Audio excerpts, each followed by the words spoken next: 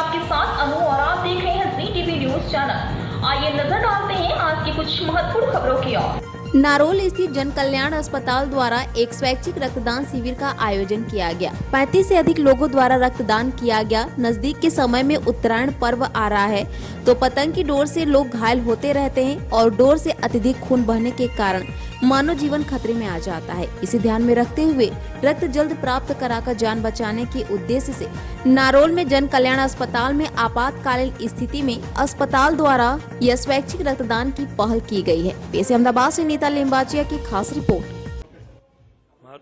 मारू नाम सतीश प्रजापति है।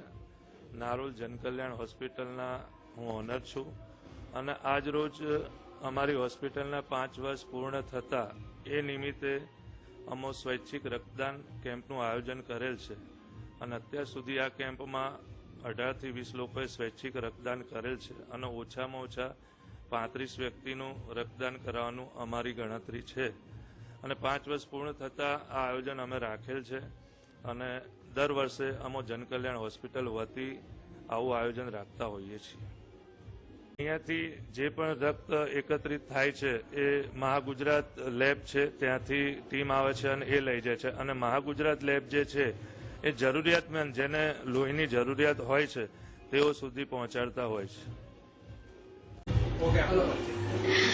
जय माताजी मित्रों, हूँ છું સુથાર અને આજે જનકલ્યાણ હોસ્પિટલના 5 વર્ષ પૂર્ણ થતા સરસ મજાનું રક્તદાન કેમ્પનું આયોજન કરેલું છે અને આજે અમે પણ રક્તદાન કર્યું છે તો મારા તમામ મિત્રોને વિનંતી છે કે તમે પણ રક્તદાન કરી શકો છો। જય માતાજી મિત્રો, હું છું માધુરી બારોટ અને ખાસ આજે અમે લોકો જન કલ્યાણ હોસ્પિટલમાં આવ્યા છે અને અમે પણ રક્તદાન આપ્યું છે।